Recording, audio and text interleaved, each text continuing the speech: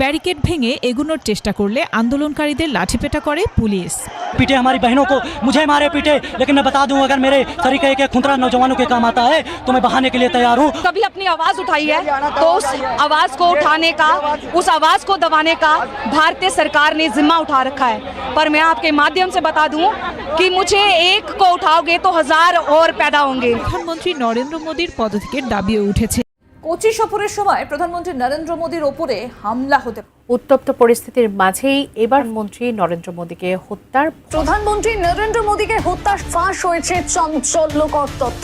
আসসালামু আলাইকুম প্রিয় দর্শক, ভারতে এবার ভয়ঙ্কর আন্দোলন। শিক্ষার্থী এবং ককরোচ জনতা পার্টির আন্দোলনের মুখে পড়ে পালাতে গিয়ে নরেন্দ্র মোদীর উপর ভয়ঙ্কর হামলা। ইতিমধ্যে নরেন্দ্র মোদীর অবস্থা ভয়াবহ। পালাতে গিয়ে যেভাবে ঘনদোলায়ের শিকার হয়েছেন এবং সারা ভারতবর্ষে যেভাবে ভয়ঙ্কর আন্দোলন, বিস্তারিত আপনাদের মাঝে শেয়ার করতে যাচ্ছি।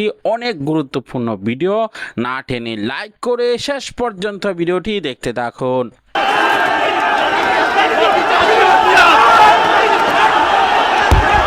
ভারতে ককরোচ জনতা পার্টির লং মার্চ টু পার্লামেন্ট কেন্দ্র করে রণক্ষেত্রে পরিণত হয়েছে রাজধানীর নয়াদিল্লির রাস্তা।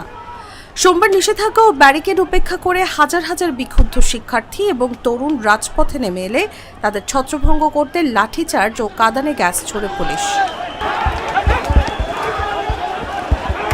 মূলত মেডিকেলে ভর্তি পরীক্ষার নিটে অনিয়ম ও দুর্নীতির অভিযোগে ভারতের কেন্দ্রীয় শিক্ষামন্ত্রী ধর্মেন্দ্র প্রধানের পদত্যাগের দাবিতে এই আন্দোলনের ডাক দিয়েছিল সিজেপি।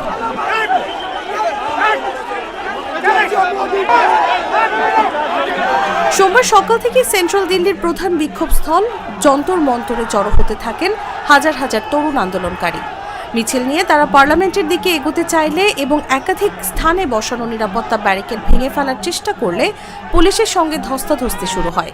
এতে বেশ কয়েকজন আন্দোলনকারী ও পুলিশ সদস্য সামান্য আহত হয়েছেন।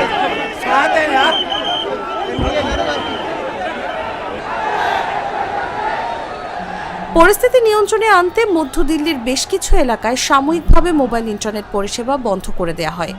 পরিস্থিতি উত্তপ্ত হয়ে উঠলে ককরোচ জনতা পার্টির পক্ষ থেকে এক জরুরি বার্তায় সমর্থকদের শান্ত এবং অহিংস থাকার আকুল আবেদন জানানো হয়। I wanted to stand with the protest. I wanted to stand with the cause. The cause is not about any personal stuff. It is about the whole janta. It is about the whole students. And I think it just attracted me and that made me brought here. সামাজিক যোগাযোগ মাধ্যমে দলটির পক্ষ থেকে বলা হয়েছে, আপনাদের যদি বিভিন্ন পয়েন্টে আটকে দেয়া হয় তবুও শান্ত থাকুন এবং শান্তি বজায় রাখুন। আমরা কেবল শান্তি ও ভালোবাসার পথেই জয়ী হতে পারব। এর আগে রোববারই দিল্লি পুলিশ এই পদযাত্রার অনুমতি বাতিল করে এবং পুরো এলাকায় 5 বা ততোধিক ব্যক্তির যে কোনো ধরনের জমায়েতের উপর 144 ধারা জারি করে।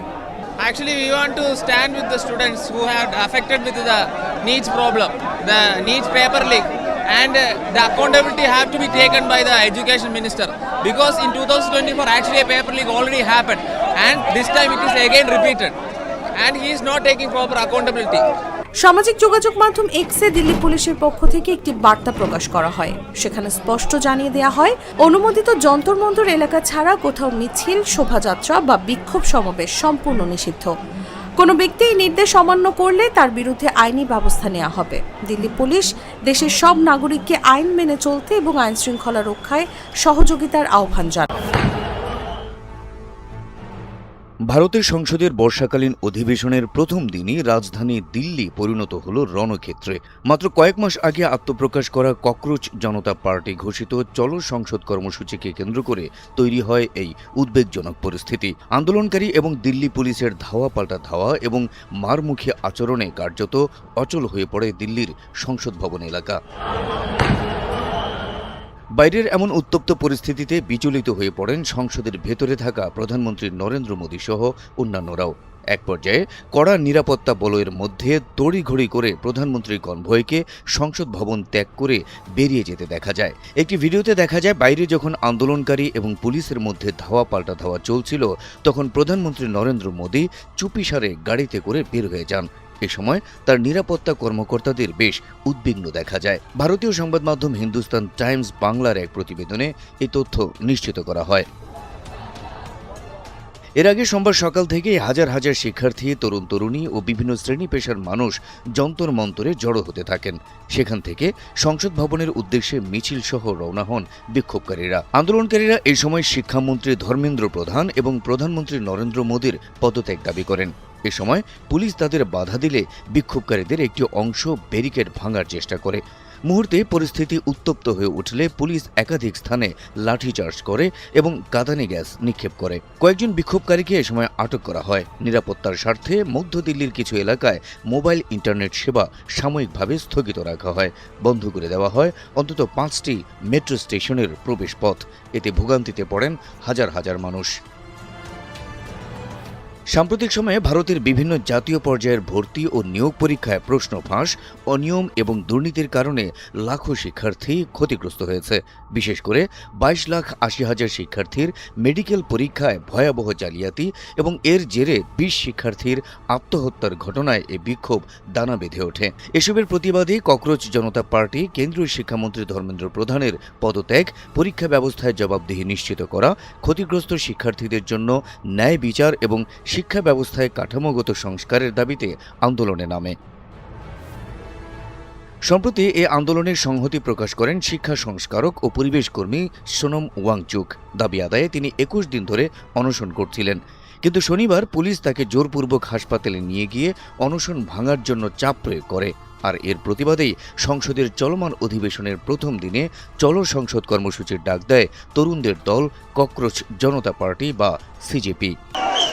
पुलिसकर्मियों मारे पीटे हमारी बहनों को, मुझे मारे पीटे, लेकिन मैं बता दूं अगर मेरे तरीके के खुंतरा नौजवानों के काम आता है तो मैं बहाने के लिए तैयार हूं। कभी अपनी आवाज उठाई है तो उस आवाज को उठाने का, उस आवाज को दबाने का भारतीय सरकार ने जिम्मा उठा रखा है।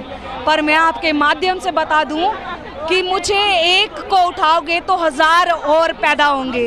পরিস্থিতি নিয়ন্ত্রণে আনতে দিল্লির গুরুত্বপূর্ণ সড়কগুলোতে জারি করা হয় উচ্চ সতর্কতা। যানজট দেখা দেয় আশপাশের এলাকা জুড়ে। স্তব্ধ হয়ে পড়ে সেন্ট্রাল দিল্লির ট্রাফিক ব্যবস্থা। আটক করা হয়েছে ককরোচ পার্টির প্রতিষ্ঠাতা অভিজিৎ দীপক সহ বহু আন্দোলনকারীকে। पुलिस ने धक्का-मुक्की करना स्टार्ट कर दी और आंसू गैस के गोले दागने शुरू कर दिए।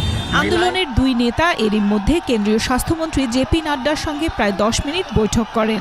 বৈঠক শেষে আন্দোলনের প্রধান মুখপাত্র সৌরভ দাস সামাজিক যোগাযোগ মাধ্যম এক্সে জানান, তারা একটি লিখিত স্মারকলিপি জমা দিয়েছেন।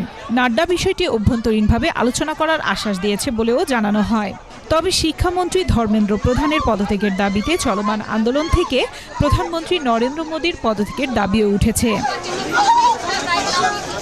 সমাজ ও রাজনীতিতে গেড়ে বসা দুর্নীতি আর বেকারত্বের বিরুদ্ধে ক্ষোভ প্রকাশের এই অভিনব পন্থায় অনেকটাই শঙ্কায় ভারত সরকার। আন্দোলনকারীদের দাবি, সমাজ থেকে সব কীটপতঙ্গ বা দুর্নীতিগ্রস্তদের দূর করতেই তাদের এই প্রতীকী আন্দোলন। আফসানা নীলা, ডেস্ক রিপোর্ট। প্রিয় দর্শক, সম্পূর্ণ ভিডিওটি দেখলেন, বুঝতে পেরেছেন ভিডিওটি অত্যন্ত গুরুত্বপূর্ণ। আমরা ব্রেকিং নিউজ আপডেট টপিকগুলাই এবং গুরুত্বপূর্ণ সকল বিষয়গুলো আপনাদের মাঝে শেয়ার করি। অবশ্যই আমাদের